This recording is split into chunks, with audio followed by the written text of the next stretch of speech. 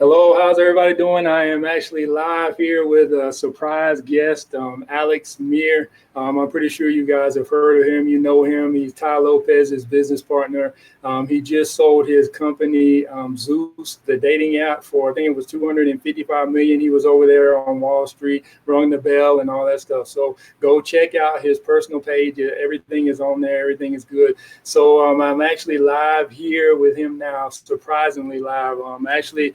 We were actually on, I guess it was a Zoom video, and we were actually streaming live on Zoom. And right at the end, he asked if there was any more questions or anything. And I threw out a question because I guess it was another speaker that was at the beginning of that live broadcast on Zoom. His name was Mark Lack, I think it was, and he talked about how you needed to actually go live with just different entrepreneurs and all that, doing interviews and everything. So I asked Alex if he would go live with me, and then he actually graciously hopped on here now with me.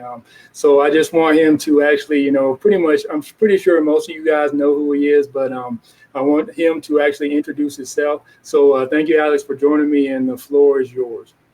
Thanks a lot for having me, Mike. So first of all, that's right. If you want to build, I talk about it all the time. It's called authority bias. If you want to build an online presence, what you're doing right now is actually exactly the right thing to do. So congrats on taking the right steps. A little bit about me. I'm a scientist turned entrepreneur. So I grew up, wanting to be a scientist. I went to school. I started engineering. I got my PhD in engineering, and I worked as a scientist for NASA. And then when I was, I want to say 26 years old, I decided to try my hand at entrepreneurship. And I left everything behind. I left my science and academic career behind. And I started my first company that actually ended up becoming Zoosk. And, I built an expertise in basically building consumer brands online. And I've done that several times, couple times at least so far. So far, so good. And, we keep building brands and products that hopefully make the world a better place and also makes money for everybody involved and is good for the consumers. And, and it's just also fun to do. That's what I do. Let me ask you this, as far as when you transitioned to an entrepreneur, because obviously you said you used to work for NASA. I mean, what exactly is that like? I mean, what's the life like, working for NASA? I mean, is it like a typical 9-to-5 job, or how does that work? No, far from it. I remember a lot of times. So it's the NASA center in Mountain View, Moffett Field. It's actually a military base. So the guards at the front, the military police at the front, they were used to me driving in like 11 p.m. at night just to check on the results in my lab. So it's the furthest thing from 9-to-5 job you can imagine. I would wake up late in the mornings and drink my coffee, go in the lab, work until like 8 p.m., go have dinner, go back to lab at 11 p.m., work until 3 a.m. So that was kind of the life. I was more of a research scientist, less on operations side of things. And that's what life was, doing new things, new exciting things, and publishing. I think of it as pushing the boundaries of science, like the body of knowledge, academic work around my area of expertise a little bit forward, one day at a time. So that's what I was doing. Yeah, so actually I can relate a little bit to being in the lab because I pretty much worked every shift. Actually, I majored in biology, so I have a BS degree in biology. And then actually I used to work in the lab, so I worked third shift, second shift, first shift, weekend shift. And pretty much, I mean, obviously, I guess we're pretty much a little bit in different trades and everything, but I mean, still, I was in the pharmaceutical field, and just the samples were coming in, periodically throughout throughout my shift, throughout the day, throughout, pretty much whenever we were in there. So we had to grab them and test them, and then, turn around and give them results. So I wasn't working in operations, but I was somewhat providing results for, the operations and all that stuff. So, I mean, at what point did you say, well, let me just, I mean, because obviously, when you say NASA, I mean, obviously, everybody knows NASA, and it's a big name. So why did you decide to actually step out on your own and say, I'm tired of working for somebody else, I want to work for myself? Well, to be honest with you, so first of all, I was never, so I gotta say, working at NASA never felt like I was working with someone else, for someone else. It was great.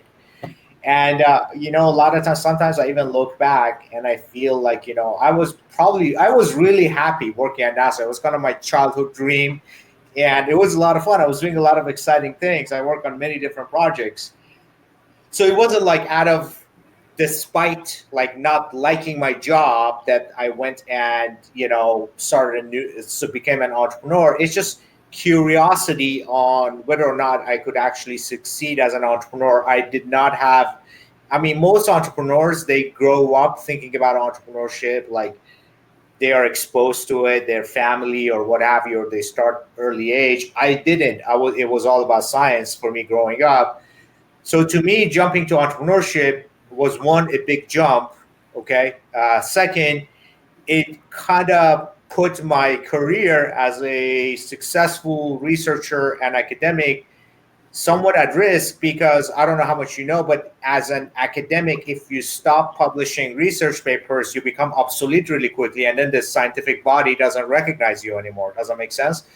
So for a period of time, for about a year or two after my transition to entrepreneurship, I was still working with some of my former colleagues and publishing papers in case things wouldn't work out in the entrepreneurship world. I could still go back, and there was not much of a gap in my research publications. So I kind of tried to handle both for a little bit, but then a year or two into it, I was like, okay, so this is not going to work. So I got to really jump in. So I did my best to do that. But, there are things about entrepreneurship that I really like. Don't get me wrong. As a scientist, you're kind of at the mercy of the funding for your research. So whatever is the source of research, even if if you're inside an organization like NASA, still there's funding available for different projects, and it's not like you can pursue whatever you want. You apply for grants, or you ask for funding for a particular project to fund the project. As an entrepreneur, you're still looking for funding, but it's more in your control, and it's more result driven. Does that make sense? Which I like it a lot better. That's the main difference, in my opinion. That's good. So at least you got experience looking for funding. So it's not anything new. I mean, I know it's kind of, I guess, a different thing that you're actually looking for as far as the funding, different ways to go about it and everything. But Right. At least it's still not new. So what exactly was your first business? As far as outside, once you actually made that full transition. Yeah, so it's kind of funny. I started when in 2007, middle to second half of 2007. We started brainstorming a little bit beforehand. I had some ideas for a wireless cat feeder and things like that. I even have sketches of a full-on wireless cat feeder that I designed. We never actually pursued it, but the first one that we actually pursued was an app. It was actually this is a little bit before apps. It was called widgets, right? Apps, like a few months after we started, apps started becoming mainstream, and that's when we transitioned to apps. But it was actually a widget, a multimedia polling widget. It was, one way to think about it is like, think Instagram's polling feature, but back in 2007. So that's the first thing that we launched, and it was a desktop application, not a mobile application, because smartphones were not, I mean, iPhone had just launched, but there was no app store. And we started building that, and then we transitioned into Facebook app platform. And then I believed in apps in early days. I bet on apps. We started building all sorts of different apps, from quizzes to games to everything like you can imagine. This is a time when people ask me, what do you guys build? I told them we build apps. They thought I meant appetizers. So it's like, that's really that early in the app movement we were. And also, I remember I was giving a talk at the time at a conference, and I was standing on the stage, and I was like, in a few years, you're going to be doing everything through apps, even your banking. And the era of .com is kind of over. and people chuckled. They thought I was joking. They didn't even take me seriously. That's how early I was in the app movement. So, but then we bet on apps. We built different apps, and then one of our apps, which was an online dating app, took off, and then we full on pivoted into online dating. We dropped everything else. So it was the same company. It's just it started as a kind of like app laboratory. We were building apps just like a scientist. We're just generating apps. And the one that took off, we pursued, and everything else we shut down over time. Wow, that's interesting. That's interesting. So I guess, how did you get, because I know you and Ty actually do things online where you have, I guess, different viewers and, everybody that's tuning in, you actually get them to throw out business ideas. So how did you get, your first big app idea, the dating app? So was it a kind of a setting like that where people just throwing ideas? Did you have ideas in your head? You were writing down stuff, on paper, or how did that come about? Yeah, so I had a simple method. I mean, I kind of mirrored what I was doing in the lab. So every week, we had this discussion. I went to my team. It was a team of 4 of us. And I went to the team and I said, look, on Monday, we're going to start a brand new app concept.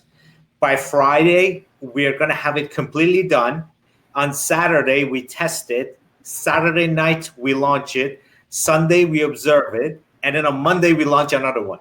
So we literally did that every week, starting probably end of September, maybe October of 2007, in different apps, like bam, bam, bam, bam, bam, bam, until like end of December, we started an online dating one, and just was one of many apps we had launched, And, that one took off, and then we shut down everything else. So it was not kind of like, I didn't go into it with the intention of launching an online dating company. I went into it literally like I want to say, Thomas Edison trying to figure out how to create, but that would be like too much. I don't want to really compare myself to Thomas Edison. It was way, way bigger of an invention, but the methodology was the same. I went and tried hundreds of things that some failed, some succeeded a little bit. None of them was an outlier until I found an outlier. And then I stuck with it. Does that make sense? So that's kind of the methodology. So it wasn't much of it, as much as I want to tell you that I had a spark of genius. I didn't. It was more like blind experimentation. And then I guess even as now, like for a new entrepreneur starting out, because actually I'm getting ready to develop a new Facebook group for employees transitioning to entrepreneurs. So, I mean, as far as, like a new entrepreneur starting out, what exactly do you think they should get started with? What business? I mean, is it digital marketing? Or, how can they actually decide on what business they want to go into? Yeah, so here's kind of like, I have 2 answers. Answer number 1, the way I describe it is that the answer is not within you. It's not within you. Meaning, by pondering, you cannot pull the answer out from inside of you. Does that make sense? So the answer is outside of you. It's out there. So you need to either experiment or ask a lot of people. So the answer has to come from outside, not from inside. I see a lot of entrepreneurs that are just saying, sometimes it's like a team of 2 people who are co-founders, they're buddies, and they want to start a company together. And they just sit in a room and they just brainstorm together as if I'm like, look, trust me, the answer is not in this room. It's not inside you. It's not even in this room. The answer is outside. So you need to ask others, go experiment with things, and one thing leads to another and to another to another. It's a discovery process, not an internal, inspection and, try to pull the answer from your gut kind of situation. So that's the first thing that I tell them. Look, the answer is not inside of you. This is not like a Buddha sitting under a tree and come like doing Zen meditation and that the answer to comes upon you. It's not like that. It is like more like you do a little bit, you get the clue for another thing, ask somebody gives you an idea, you chase that for a little bit. It's kind of like a discovery process. It's kind of like how Christopher Columbus discovered America. So he was going after something else, and then one thing led to another, and bam, new continent, right? So it's like he wasn't sitting there like, oh, I bet there is a continent called America that looks like that was not the case. So that's the first thing I want to tell them. But then there are general things that I believe, and that's like I always tell entrepreneurs that are starting, service businesses are easier to start than product businesses. Basically, it's better when you're starting to trade your time for money, not in the context of a job. So when you have a job, you're trading your energy and time for money, but then somebody else controls it. If you start a consulting service, an agency, or some sort of service business, you're still trading your time for money. So it's kind of like a smoother transition. But in this particular case, then there's no boss above you. The entity is yours. Does that make sense? So that's the first transition. I think that is kind of like general guideline, kind of like how Christopher Columbus said, I'm going to go west. I'm like, that's kind of like go west. But beyond that, it's like a little bit of a discovery process. All right.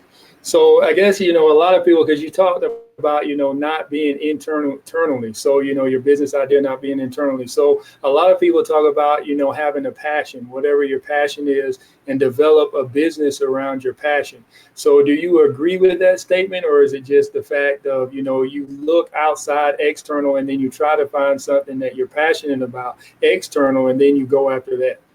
So I want to say I 90% disagree with it. 10% there's something there, and I'm going to explain. It's a little bit of a complicated answer. So in general, just because something is your passion doesn't mean the rest of the world or the market or your potential customer cares about it at all. Like why do they care that it is your passion? So the way I think about it is you're going after product market fit in a way that is not about you. So it's not an egotistical, like it's about me and my passion, and I want to spread my passion kind of to the world kind of thing. It's like what the world wants, and let me build it for them. Kind of like come from the mentality of serving the market versus the mentality of, oh, I'm going to impose my will and my passion on the market. So that's the first thing. So with that philosophy, definitely don't care about your passion. However, there's a flip side to this argument. If you are truly passionate about something, the chances are that you know more about that particular subject than other things. Okay. So for example, if you're truly passionate about music, like you are really to music, you have been DJing and like blah, blah, blah, and all that.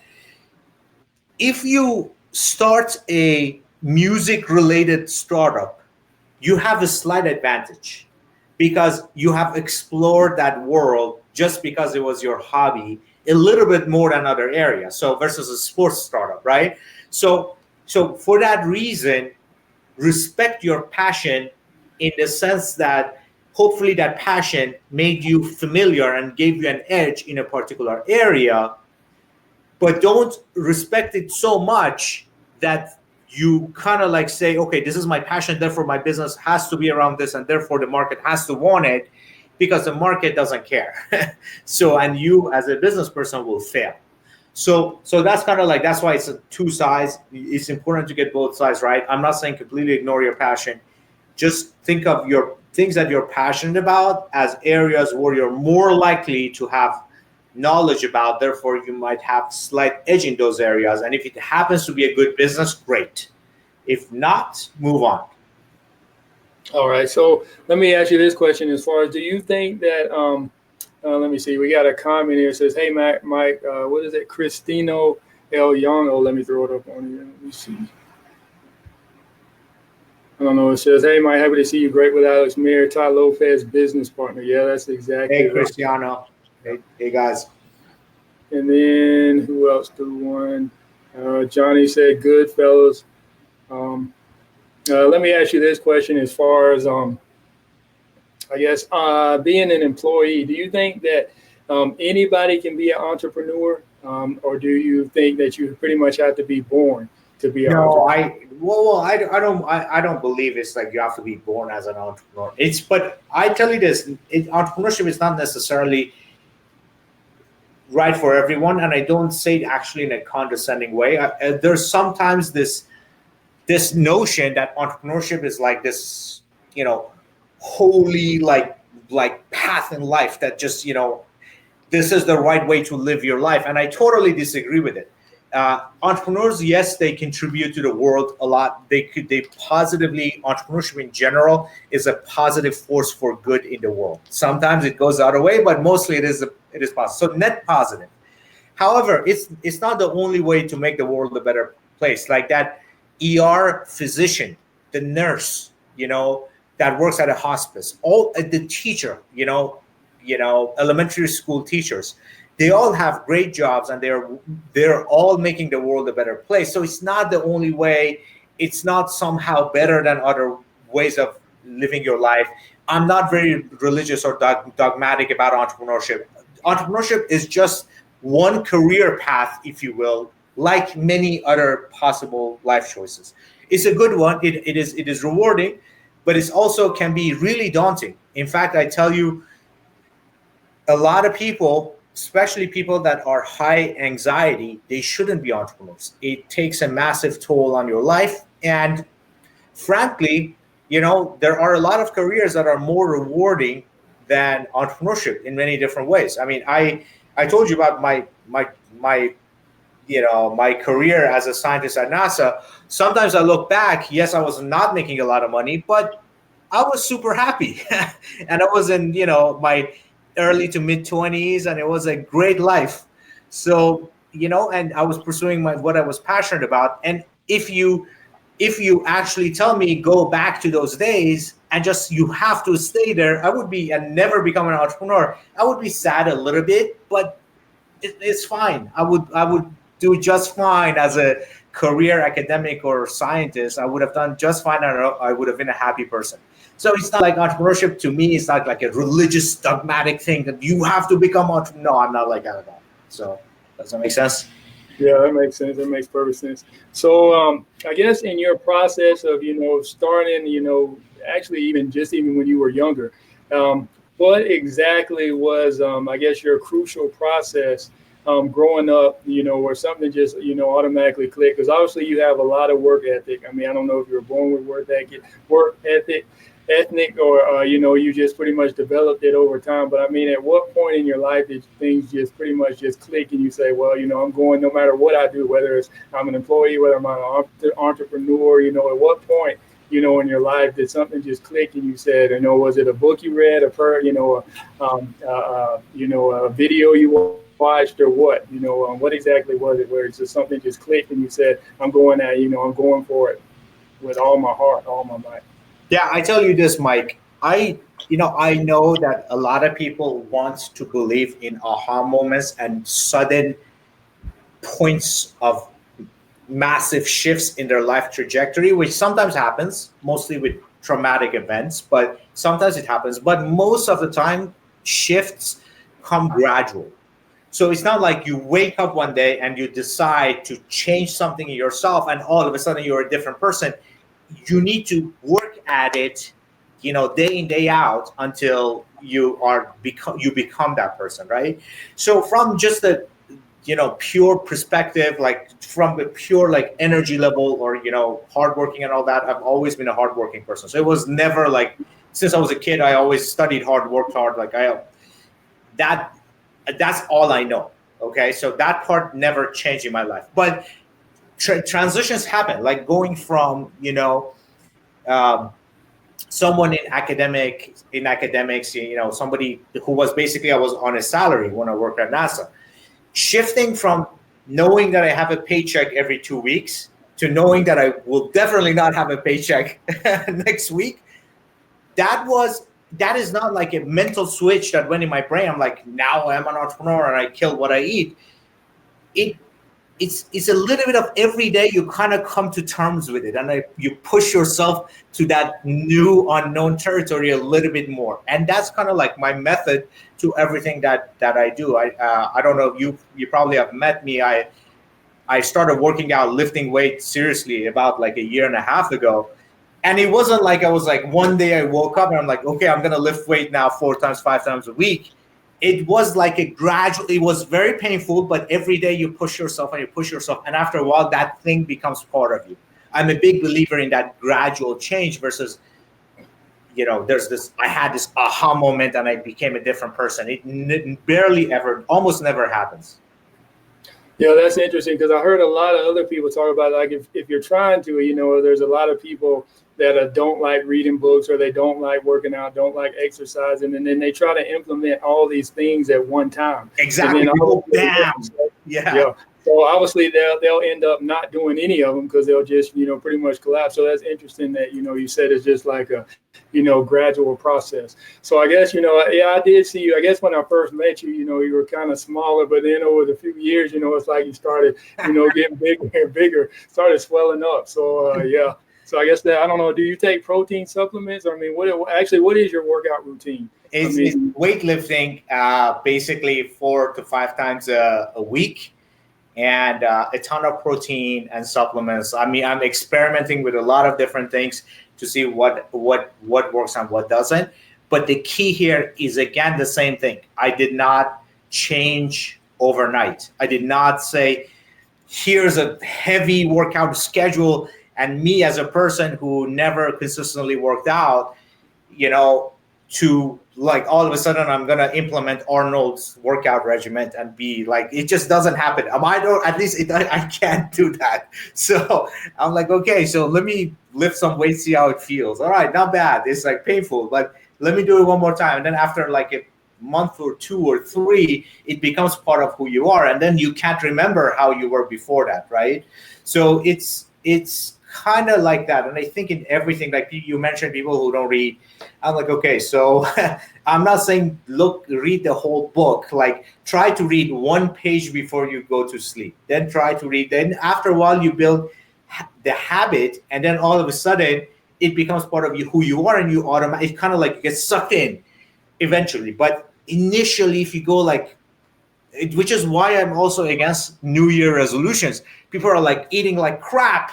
November and December are like, January 1, I'm going to be on 100% keto diet for the rest of my life. So in December, I'm going to pig out. And on January 1, I'm going to cut all the carbs for the rest of my life. And I'm like, see you on the other side.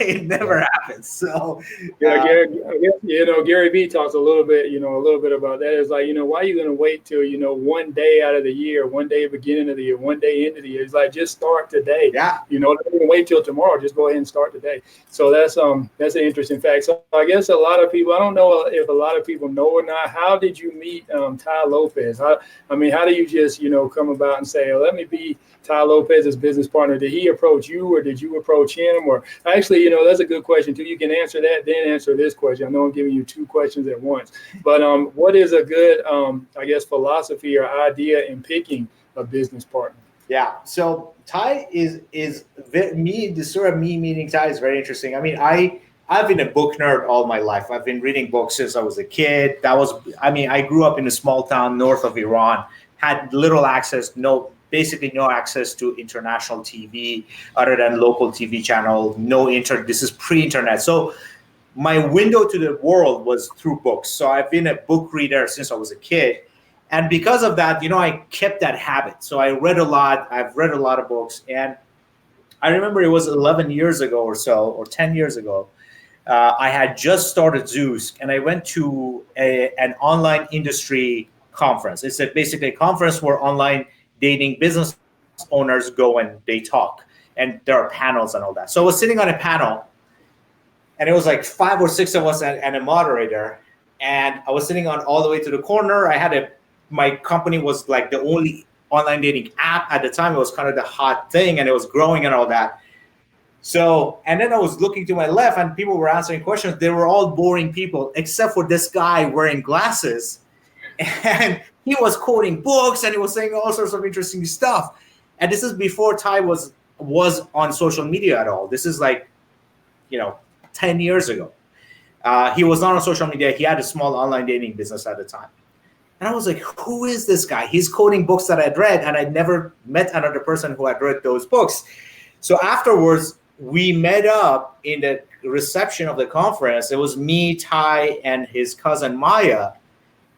And right away, we started talking about books. I'm like, oh my God, I've walked the face of the planet, and I've never seen someone who's read as many books as you in my entire life. And I'm surrounded by smart people. Remember, I worked at NASA. I had a ton of PhDs. Like, my office was like PhDs and postdocs, like walking on the walls, basically. That's just, they were all over the place. So I was like, and I'm like, I've never seen someone as well read as Ty. And right away we became friends. I mean, I had my own business. He had his own business. So for years, Ty and I would travel, drive to LA from San Francisco. It was a break for me, and I would brainstorm with Ty. I found him very smart, intelligent person. You guys may not notice, although you kind of can guess. He's an amazing brainstorming partner. Like, if you want to brainstorm with somebody, I cannot think of one person I would brainstorm. I mean, maybe on particular subjects if somebody's a subject matter expert. But if on a general topic, if I have to pick one partner to brainstorm with, it is Ty. So, so that's how we remained friends for many years. And then about 3 years ago, when I stepped down from Zoosk, I had free time. I said, let's start something together, and we became business partners. But that's kind of the story. I forgot the second question. Oh, the second question was about how to pick business partners. Yeah. In general, I say try not to pick business partners. Like, if you can do it alone, do it alone. Unless you have exactly the right person. And you have the right person only when you know them really well. You have seen them in their best and in their worst. And let me explain why. Anybody can pretend to be a good person for a week, for a day, for a month. Nobody can pretend to be a good person for years. Does that make sense?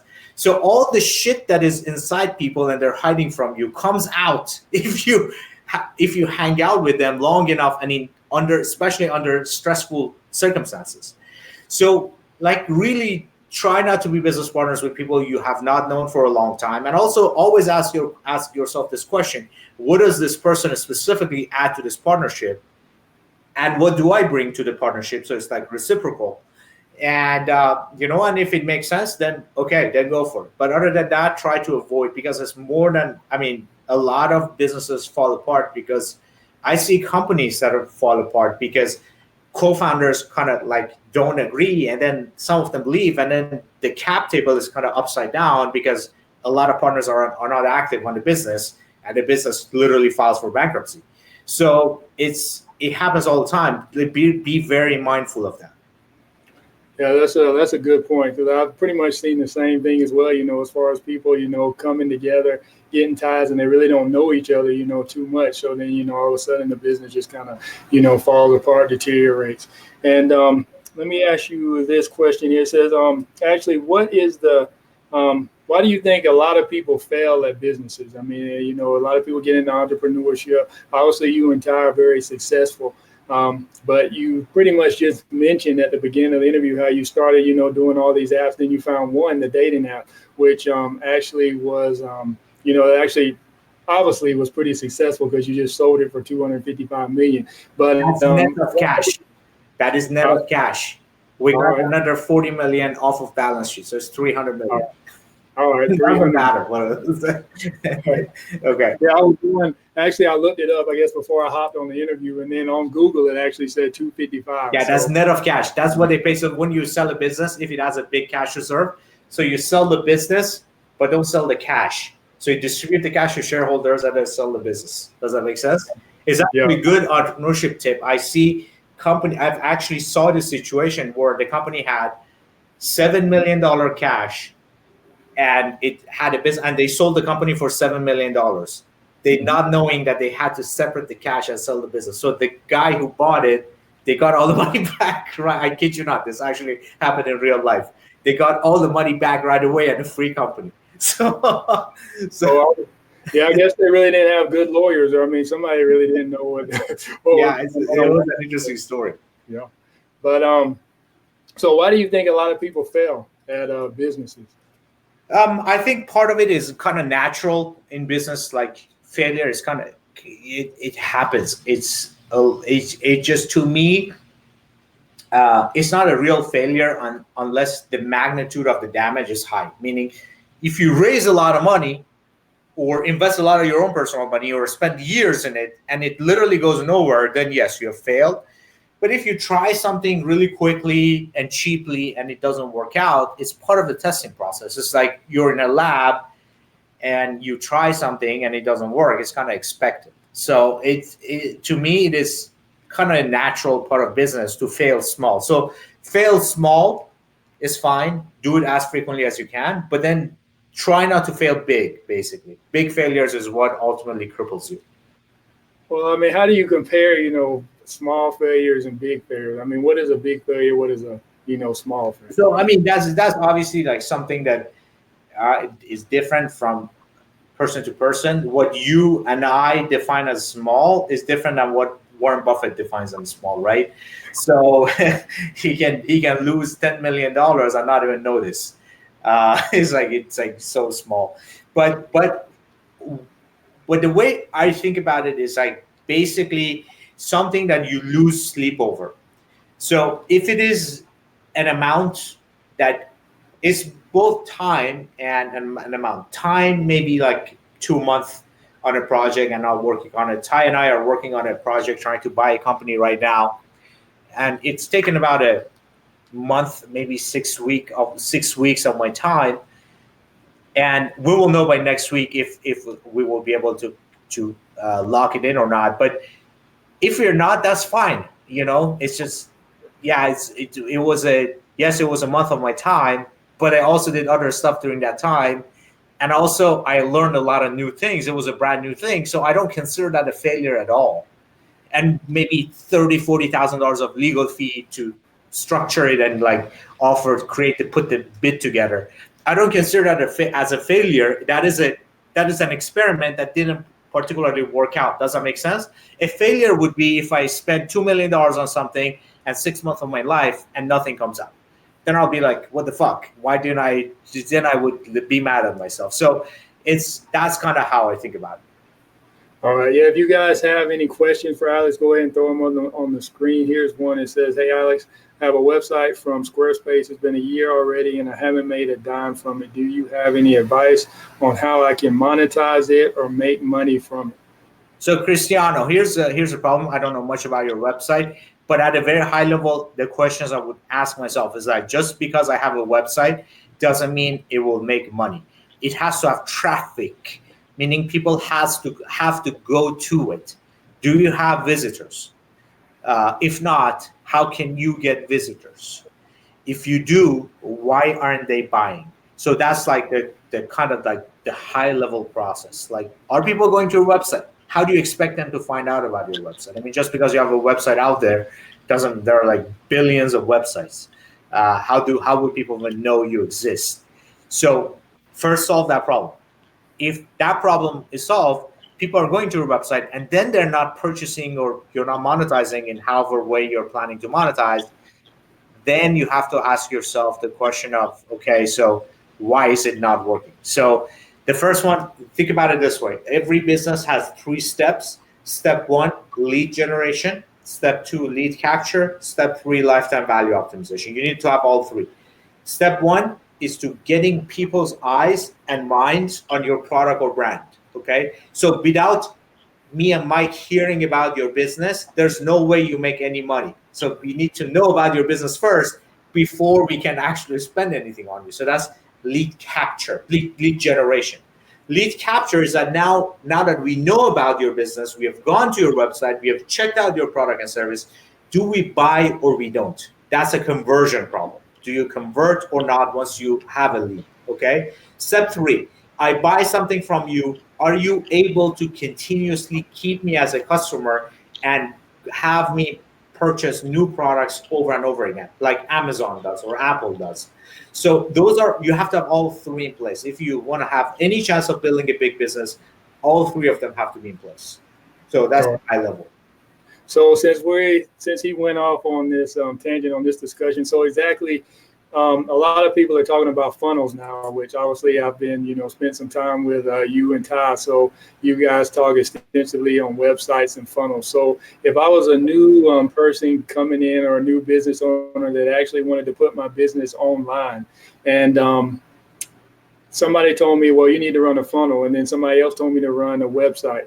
What is your recommendation? What is your opinion? What do you think? What would you tell that business owner? Yeah, so funnels on websites are So let me define. First of all, I don't think that is the biggest problem that an entrepreneur has to address. But then let me try to distinguish. These are two terms that are used sometimes interchangeably, and sometimes people are very religious about what is a website and what is a funnel. I'm going to give you a simple way of thinking about it. Website is when you have multiple products or services. You land on a page.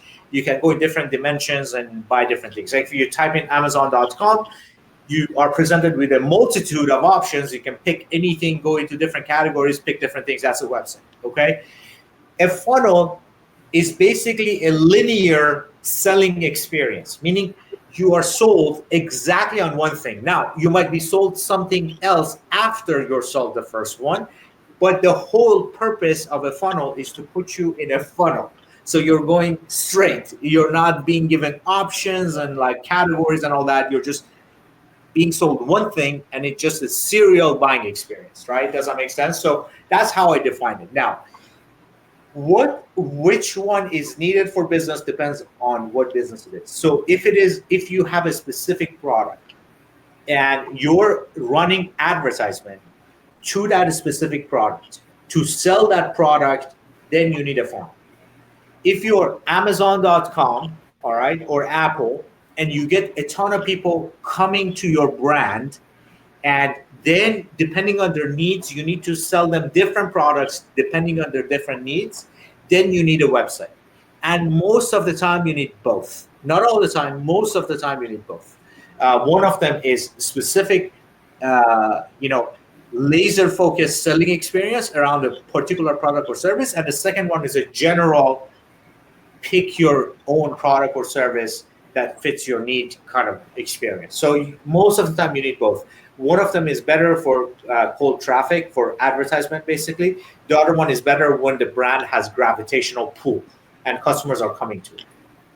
All right. So how big are you an advocate of mindset? So do you believe in meditation, reading books, watching videos, trainings? What exactly does a person need to do to get their mind set? Or, I mean, is that even important in life in general, not even just entrepreneurship, but in life in general? What is your opinion? Yeah, I think it is a person-dependent thing. So yes, it's very important for people to read books or learn from books. I mean, you don't have to necessarily read. Some people are not good readers. In fact, I did a research on this. A small percentage of people learn through reading, which is why MentorBox, right? Or audiobook or whatever other ways of learning from the book. The concept is not reading. The concept of continuous input of information into your brain, the new sources of inspiration. Okay, so that's the first thing.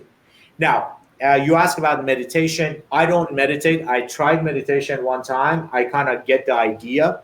I think it is, and again, I might be a little bit ignorant on this because this is not an area where I claim to know much about. But here's my own thesis on it. I think people that are high anxiety, like they have a lot of thoughts in their brains going in different directions, probably meditation is very useful for them because you cannot see clearly if you have this commotion of chatter inside your head. I am naturally low anxiety. I didn't even know. Ty measured it using his test that told me, Alex, you're very low on anxiety. And I kind of, okay. So as in general, I'm low anxiety. So I kind of inside my head, it's like, I don't have that chatter. I have seen people that struggle with it. That's why I kind of understand the intention of meditation. It probably helps with it. I personally don't feel I need it. There are, however, meditation techniques that I did the Headspace app for a while, and it was actually kind of like some stuff from it was useful in the sense that when, something like traumatic, like negative happens, which happens to all of us, I normally get bent out of shape, but then I come back to normal really quickly. So that's my strength is recovery. I'm the recovery man. I recover quickly. But then I learned through like what I learned in meditation is like, okay, I can actually completely visualize myself letting go of the negative thought. And that mental image that I kind of learned through that little bit of meditation that I did helps me recover faster. So instead of recovering, in 1 hour, I now recover in 5 minutes. So I think that was useful, and that's one of the things I do. But no, I'm not a I don't meditate, basically. Okay. All right. Yeah, that's interesting. That's interesting. So as far as if you actually, I asked another lady this. I think I asked Anthony this too, Anthony Morrison. But if you were able to start over, if you had to start over in your business or your life, what one thing would you do right now? Or if you had to start over, what one thing would you do that you did not do in the past, or even something that you did in the past? What would you do right now if you had to start over? If you were starting a brand new business from scratch, what would the business be, and how would you, like you were saying, get traffic? How would you get the word out about your business? So are you saying I have basically no, basically nothing right now, no money, no nothing, and I'm starting from scratch? Yeah. I would start with a service business. Like I started with a product business, and it was not easy. Now I got lucky, I made it, but start with a service business. It helps a lot better. I can probably build a consulting business. Like if I have my knowledge but nothing else, I can probably build a consulting business and make a decent living without a problem. And I think it's the first step for a lot of entrepreneurs anyways. All right. And then let me go ahead and end it up. I don't know if you guys have any more questions for Alex.